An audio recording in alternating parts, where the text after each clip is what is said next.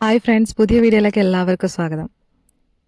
എൻ്റെ വീഡിയോസിനെല്ലാം കൂടുതലും കമൻസ് എല്ലാം വരുന്നത് നമ്മളെ വിട്ടിട്ട് പോയ വ്യക്തിയെ നമുക്ക് മറക്കാൻ പറ്റുന്നില്ല, അല്ലെങ്കിൽ അതിന് വേണ്ടിയിട്ട് എന്ത് ചെയ്യുക, അല്ലെങ്കിൽ അതിൽ ഒത്തിരിയേറെ സങ്കടപ്പെടുന്ന ആളുകൾ, അതിന് വേണ്ടിയിട്ട് ഇപ്പോഴും കാത്തിരിക്കുന്ന ആളുകൾ, അങ്ങനെയുള്ള ആളുകൾക്ക് വേണ്ടിയിട്ടാണ് ഈ വീഡിയോ.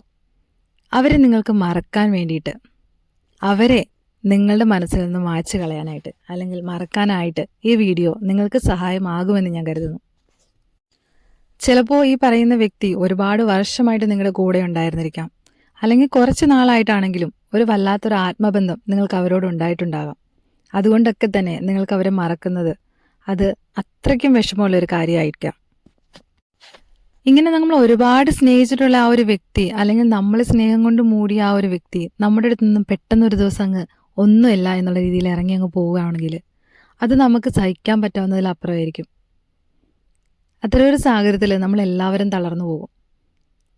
ഈ ഒരു സാഹചര്യം ഫേസ് ചെയ്യുകയാണ് നിങ്ങളെങ്കിൽ നിങ്ങൾ ഫസ്റ്റ് ചെയ്യേണ്ട കാര്യം എന്താണെന്ന് വെച്ചിട്ടുണ്ടെങ്കിൽ ലെറ്റ് ഇൻ ഗോ. അതായത് നിങ്ങൾക്കിത് വിട്ടുകളയാൻ സാധിക്കുന്നില്ല എന്ന് പറഞ്ഞ് നിങ്ങൾ ഇരിക്കുകയാണെങ്കിൽ നിങ്ങൾ വിട്ടുകളയാൻ സാധിക്കാൻ വേണ്ടിയിട്ട് അതിനെ വിട്ടുകളയുക. പറ്റുന്നില്ല എന്നുണ്ടെങ്കിൽ കരയുക, നല്ല രീതിയിൽ കരഞ്ഞോളൂ, നെഞ്ചത്തടിച്ച് കരഞ്ഞോളൂ, ഒന്നും ഒരു പ്രോബ്ലവും ഇല്ല. ആരും ഇല്ലാത്തൊരു സാഹചര്യത്തിലാണെങ്കിൽ പോലും നിങ്ങൾക്ക് ജീവിച്ചല്ലേ പറ്റൂ. വേണമെങ്കിൽ 1-2 ദിവസമോ 1 മാസമോ എല്ലാം എടുത്തോ, ഒരു പ്രോബ്ലവും ഇല്ല. നിങ്ങൾ നല്ല രീതിയിൽ കരഞ്ഞ് തന്നെ അതിൽ നിന്നും പുറത്തോട്ട് വരാനായിട്ട് ശ്രമിക്കുന്നതുകൊണ്ട് ഒരു തെറ്റുമില്ല.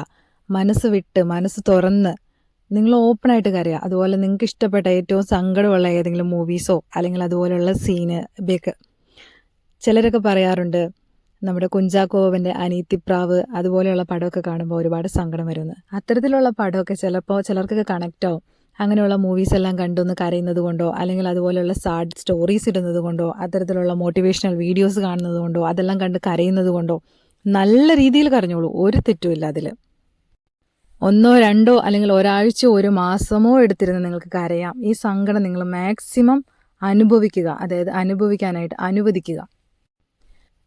ഈ കരച്ചിലൊന്ന് അവസാനിച്ചു, അല്ലെങ്കിൽ ചെറുതായിട്ട് അതിനൊരു മാറ്റം വന്നു എന്ന് നിങ്ങൾക്ക് തോന്നുന്ന ഇടത്തിൽ വേണം നിങ്ങൾ അടുത്തത് സ്റ്റാർട്ട് ചെയ്യാൻ. അല്ലെങ്കിൽ നിങ്ങൾക്ക് നിർത്താൻ പറ്റുന്നില്ല എന്നുണ്ടെങ്കിൽ ഒരാഴ്ചയോ 2 ആഴ്ചയോ നോക്കിയിട്ട് നിങ്ങൾ അടുത്തത് സ്റ്റാർട്ട് ചെയ്യുക.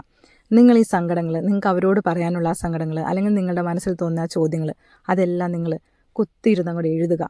ഒരു പേപ്പറോ ഒരു ബുക്കോ അല്ലെങ്കിൽ 2 ബുക്കോ എന്ത് തന്നെയായാലും വേണ്ടില്ല, നിങ്ങളത് നിറച്ചും എഴുതുക. നിങ്ങൾക്ക് ചോദിക്കാനുള്ള ചോദ്യങ്ങളും നിങ്ങൾക്ക് പറയാനുള്ള ചീത്തയും എല്ലാം നിങ്ങൾ അതിൽ എഴുതുക, മനസ്സ് തുറന്ന് എഴുതുക. അതുപോലെ തന്നെ നിങ്ങൾക്ക് വളരെ ഇമ്പോർട്ടൻ്റ് ആയിട്ടുള്ള ഏതെങ്കിലും ഒരു ഫ്രണ്ട് ഉണ്ടാവുമല്ലോ, അങ്ങനെ ആരെങ്കിലും ഉണ്ടെങ്കിൽ അവരോട് ഇത് തുറന്ന് പറയുക. ഇല്ല, നിങ്ങൾക്ക് എല്ലാവരോടും പറയാൻ സാധിക്കുകയാണെങ്കിലും നിങ്ങൾ പറഞ്ഞോളുക, അതിലൊന്നും ഒരു തെറ്റില്ല. ഒരാൾക്ക് ഒരു പ്രണയം ഉണ്ടാകുന്നതോ അല്ലെങ്കിൽ ഇതുപോലെ ഒരു ഫ്രണ്ട് നിങ്ങളെ ചതിച്ചിട്ട് പോകുന്നതോ അത്തരത്തിലെല്ലാം സംഭവിക്കുന്നത് തികച്ചും സ്വാഭാവികമാണ്. സ്നേഹിക്കാൻ അറിയുന്ന മനുഷ്യന്മാർ ചതിക്കപ്പെടും, അത് തീർച്ചയായിട്ടും സംഭവിക്കുന്ന കാര്യം തന്നെയാണ്. ഇത് ചിലപ്പോൾ അവരുടെ തെറ്റായിരിക്കാം, അല്ലെങ്കിൽ നിങ്ങളുടെ തെറ്റായിരിക്കാം.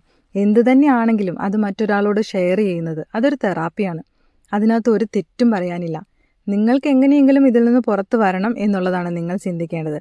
താൻ ശ്രമിക്കുകയാണെങ്കിൽ നിങ്ങൾക്കൊരു പക്ഷേ നിങ്ങളുടെ ഭാഗത്തു നിന്നുണ്ടായ തെറ്റ് ഇനി അങ്ങോട്ടുള്ള ജീവിതത്തിൽ തിരുത്താനായിട്ട് ഇത് യൂസ് ആകും. നിങ്ങളെ കൂടുതൽ നല്ലൊരു വ്യക്തിയായിട്ട് മുന്നോട്ട് കൊണ്ടുപോകാനായിട്ട് ഇത് നിങ്ങളെ ഹെൽപ്പ് ചെയ്യും. അതോടൊപ്പം തന്നെ അവളാണെങ്കിലും അവനാണെങ്കിലും ആ തെറ്റ് ചെയ്തത് ഇന്ന ഒരു കാരണം കൊണ്ടായിരുന്നു എന്നുള്ളത് നിങ്ങൾ നിങ്ങളുടെ മനസ്സിൽ ഒരു ദേഷ്യത്തോടെ അല്ല മനസ്സിലാക്കി വെക്കേണ്ടത്. അല്ല, നിങ്ങളുടെ ഭാഗത്തുനിന്നുണ്ടായ തെറ്റാണെങ്കിലും അവരുടെ ഭാഗത്തുനിന്നുണ്ടായ തെറ്റാണെങ്കിലും നിങ്ങളതൊരു നല്ല രീതിയിൽ, ഹെൽത്തി ആയിട്ടുള്ള രീതിയിൽ നിങ്ങളുടെ മനസ്സിൽ അല്ലെങ്കിൽ നിങ്ങളുടെ മൈൻഡിൽ വെച്ചേക്കുക. അത് ഇന്നൊരു കാരണം കൊണ്ടാണ്, അല്ലെങ്കിൽ അവർക്ക് അങ്ങനെ ഒരു സാഹചര്യം കൊണ്ടാണ് എന്നുള്ളത് നല്ല രീതിയിലെടുത്ത് നിങ്ങളുടെ മനസ്സിൽ വെക്കുക. എല്ലാ കാര്യത്തിനും 2 രീതിയിലോ 3 രീതിയിലോ എല്ലാം കാണാൻ സാധിക്കും. അതിനെല്ലാം ഒരുപാട് റീൽസ് എല്ലാം നമ്മൾ കാണുന്നതാണ്. അതായത് ഇപ്പോൾ ഒരു ഗ്ലാസ് താഴെ വീണു ഒരാളുടെ കയ്യിൽ നിന്നെങ്കിൽ ആ ഗ്ലാസ് അവർ മനഃപൂർവ്വം ഇട്ടതാണെന്ന് പറയാം, ചിലപ്പോൾ അവരെന്നെ കണ്ട് പേടിച്ച് താഴെ വീണതാണെന്ന് പറയാം, അല്ലെങ്കിൽ അവരുടെ കൈ തട്ടി താഴെ വീണതാണെന്ന് പറയാം.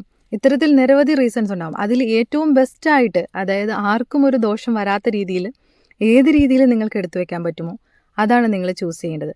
അങ്ങനെ വെക്കുമ്പോൾ നിങ്ങൾക്ക് അവർ നിങ്ങളെ ഹേർട്ട് ചെയ്തു എന്നോ അല്ലെങ്കിൽ നിങ്ങൾ അവരെ ഹേർട്ട് ചെയ്തു എന്നോ ഉള്ള ഒരു കുറ്റബോധം ഉണ്ടാകാതിരിക്കാനായിട്ട് ഇത് ഹെൽപ്പ് ചെയ്യും. ഇനി 4ാമത്തെ പോയിന്റ് നോക്കാം. 4ാമത്തെ കാര്യം എന്താണെന്ന് പറയുകയാണെങ്കിൽ നിങ്ങളുടെ ആ ഒരു ഡ്രീം ലിസ്റ്റ്, അതായത് ഈ ഒരു വ്യക്തിക്ക് വേണ്ടിയിട്ടായിരിക്കാം, അല്ലെങ്കിൽ ഈ ഒരു വ്യക്തിയുമായിട്ടുള്ള റിലേഷൻഷിപ്പ് നല്ല രീതിയിൽ പോകണമെന്ന് നിങ്ങൾ തന്നെ വിചാരിച്ചിട്ടായിരിക്കാം, അല്ലെങ്കിൽ ആ വ്യക്തി തടഞ്ഞതുകൊണ്ടായിരിക്കാം. എന്ത് തന്നെ ആയിക്കോട്ടെ, നിങ്ങളുടെ ആ തിരക്കിനിടയിലെല്ലാം നിങ്ങൾ മാറ്റിവെച്ച ഒരുപാട് കാര്യങ്ങൾ, നിങ്ങൾ കാണണമെന്ന് ആഗ്രഹിച്ച ആളുകൾ, അല്ലെങ്കിൽ നിങ്ങൾ പോകണമെന്ന് ആഗ്രഹിച്ച ഇടങ്ങൾ, അല്ലെങ്കിൽ നിങ്ങൾക്ക് എന്തെങ്കിലും ഒരു രീതിയിൽ കുറച്ചുകൂടെ നല്ല ഇമ്പ്രൂവ് ആകണം എന്ന് ആഗ്രഹിച്ച കാര്യങ്ങൾ, അല്ലെങ്കിൽ നിങ്ങൾക്ക് പഠിക്കണമെന്ന് ആഗ്രഹിച്ച, അല്ലെങ്കിൽ നിങ്ങൾ പഠിക്കണമെന്ന് ആഗ്രഹിച്ച എന്തെങ്കിലും ഒരു കാര്യം, അങ്ങനെ എന്ത് വേണമെങ്കിലും ആയിക്കോട്ടെ, നിങ്ങളുടെ ആ ഒരു ഡ്രീം, ആ ഡ്രീംസിൻ്റെ ഒരു ലിസ്റ്റ് അത് നിങ്ങൾ ഉണ്ടാക്കുക. ഇത്രയും നാൾ നിങ്ങൾ മാറ്റി വെച്ചിരുന്ന ആ കാര്യങ്ങളെല്ലാം നിങ്ങളൊന്ന് പൊടി തട്ടിയെടുക്കുക. ഈ കാര്യങ്ങളുടെ എല്ലാം ലിസ്റ്റ് ഉണ്ടാക്കുക മാത്രമല്ല, അതിന് തുടക്കം കുറിക്കുകയും വേണം, അതുകൊണ്ട് മുന്നോട്ട് പോകാനായിട്ട് ശ്രമിക്കുകയും വേണം. ഇതാണ് അടുത്ത പോയിന്റ്. ഇനി അടുത്ത എന്താണെന്ന് നോക്കുകയാണെങ്കിൽ, ആ വ്യക്തിയിൽ നിന്നും മാക്സിമം ഡിറ്റാച്ച് ആകുക എന്നതാണ്. അതായത് ആ വ്യക്തിയുമായിട്ടുള്ള കോണ്ടാക്റ്റ്, ഫോൺ കോൾസ്, മെസ്സേജസ്, ഇല്ല സോഷ്യൽ മീഡിയയിലുണ്ടെങ്കിൽ അവിടെയെല്ലാം നിങ്ങൾക്ക് ബ്ലോക്ക് ചെയ്യാൻ പറ്റുന്നിടത്തെല്ലാം ബ്ലോക്ക് ചെയ്യുക. നിങ്ങൾക്ക് അവരെ കാണാതിരിക്കാൻ സാധിക്കുന്ന ഇടങ്ങൾ, അങ്ങനെയുള്ളതെല്ലാം നിങ്ങൾ മാക്സിമം യൂസ് ചെയ്യുക. അവരുമായിട്ടുള്ള ഒരു കൂടിക്കാഴ്ചയും ഒരു കണ്ടുമുട്ടലുകളും ഒരു സംസാരവും ഒന്നും, അവരെക്കുറിച്ച് അറിയുന്ന മറ്റുള്ളവരുമായിട്ടുള്ള കോണ്ടാക്ട്സും എല്ലാം നിങ്ങൾ മാക്സിമം ചെയ്യാവുന്ന അത്രയും ഒഴിവാക്കുക. മാക്സിമം ഒഴിവാക്കുക. അതുപോലെ ഇത്രയൊക്കെ ആയിട്ടും നിങ്ങൾ അവരുടെ ഫോട്ടോസ് എല്ലാം നിങ്ങളുടെ ഫോണിൽ സൂക്ഷിച്ച് വെച്ചിട്ടുണ്ടായിരിക്കാം, അല്ലെങ്കിൽ നിങ്ങൾ തമ്മിലുള്ള സെൽഫീസ് ഉണ്ടായിരിക്കാം. അത്തരത്തിലെല്ലാം നിങ്ങൾക്ക് ഒരുപാട് ഇഷ്ടപ്പെട്ട മെമ്മറീസ് അതെല്ലാം ഉണ്ടെങ്കിൽ, അത് നിങ്ങൾക്ക് കാണുന്നത് കൊണ്ട് പ്രശ്നമില്ല എന്നുണ്ടെങ്കിൽ മാത്രം അത് നിങ്ങളുടെ ഫോണിൽ വയ്ക്കുക. ഇല്ല എന്നുണ്ടെങ്കിൽ, ഇനി ആ ഒരു വ്യക്തി തിരിച്ചു വരില്ല എന്നുള്ള ആ ഒരു ഉറപ്പിൽ നിങ്ങൾക്കത് ഡിലീറ്റ് ചെയ്യാവുന്നതാണ്. നിങ്ങളത് ഡിലീറ്റ് ചെയ്ത് കളയുന്നത് കൊണ്ട് നിങ്ങൾക്ക് നല്ലൊരു ഭാവി മാത്രമേ ഉണ്ടാവുകയുള്ളൂ. അതായത് നിങ്ങളുടെ മെൻ്റൽ ഹെൽത്തിനെ അത് ബാധിക്കാതിരിക്കും. ആ ഒരു വ്യക്തിയെ വീണ്ടും വീണ്ടും കാണുന്നത് നിങ്ങളെ കൂടുതൽ സങ്കടത്തിലാക്കുക തന്നെയാണ് ചെയ്യുന്നത്. സോ മാക്സിമം അതിൽ നിന്ന് ഡിറ്റാച്ച് ആവാനായിട്ട് ഇത്തരത്തിലുള്ള എല്ലാ കാര്യങ്ങളും നമുക്ക് ചെയ്യാൻ നോക്കാം.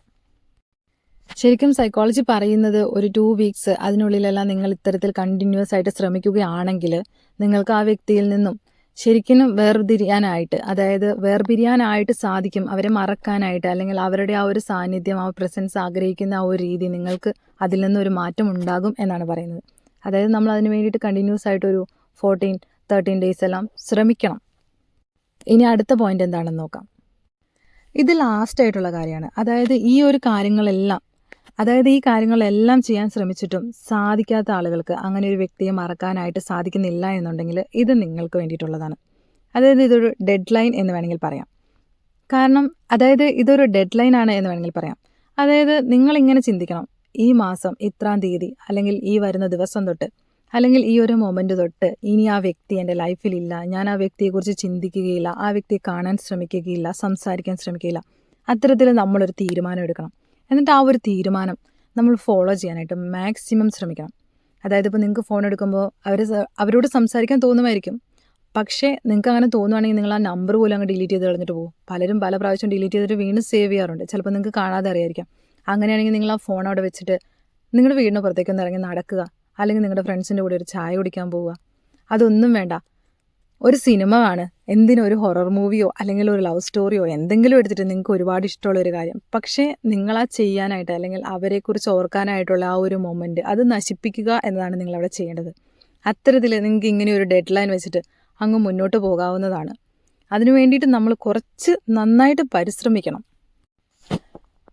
പക്ഷേ നിങ്ങൾക്ക് അത്തരത്തിൽ ആ ഒരു വ്യക്തിയെ ഒഴിവാക്കിക്കൊണ്ട് മുന്നോട്ട് പോകാൻ ഇല്ല എന്നുണ്ടെങ്കിൽ, പക്ഷേ ഇത്തരത്തിലൊരു വ്യക്തിയെ ഒഴിവാക്കിക്കൊണ്ട് നിങ്ങൾക്ക് മുന്നോട്ട് പോകാൻ സാധിക്കില്ല എന്നുണ്ടെങ്കിൽ, നിങ്ങൾക്ക് ആ വ്യക്തിയെ നിങ്ങളുടെ സൈഡായിട്ട് നിർത്താം, അല്ലെങ്കിൽ നിങ്ങളുടെ ഒരു ഫ്രണ്ടായിട്ട് മെയിൻറ്റെയിൻ ചെയ്ത് കൊണ്ടുപോകാൻ നിങ്ങൾക്ക് സാധിക്കുമെന്നുണ്ടെങ്കിൽ നിങ്ങൾക്ക് അങ്ങനെയും ശ്രമിക്കാം. പക്ഷേ എൻ്റെ ഒരു അഭിപ്രായത്തിൽ നിങ്ങൾ പിരിയാൻ തീരുമാനിച്ചവരാണെങ്കിൽ, അല്ലെങ്കിൽ പിരിഞ്ഞേ പറ്റൂ എന്നുണ്ടെങ്കിൽ, നിങ്ങൾ അവരെ മാക്സിമം നിങ്ങളുടെ ലൈഫിൽ നിന്ന് തന്നെ എടുത്ത് കളയുന്നതാണ് നല്ലത്. ഇത് ഞാൻ പറയുന്നതല്ല, സൈക്കോളജി പറയുന്നതാണ്. കാരണം നമ്മൾ കൂടുതൽ അവരെ കാണുകയും മിണ്ടുകയും ചെയ്യുമ്പോൾ നമ്മുടെ ആ ഒരു സങ്കടം നമ്മുടെ മനസ്സിൽ എപ്പോഴും നിൽക്കും. സോ മാക്സിമം അത് അവോയ്ഡ് ചെയ്യുക.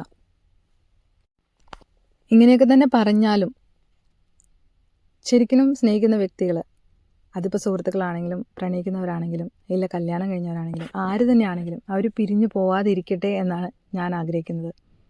കാരണം സ്നേഹിക്കുന്നവർ തമ്മിൽ പിരിയുന്നതിൻ്റെ വേദന അത് ആ പിരിഞ്ഞവർക്ക് മാത്രമേ മനസ്സിലാവുകയുള്ളൂ. സോ നമ്മുടെ പ്രിയപ്പെട്ടവരെ നമ്മുടെ കൂടെ നിർത്താനായിട്ട് നമുക്ക് ശ്രമിക്കാം.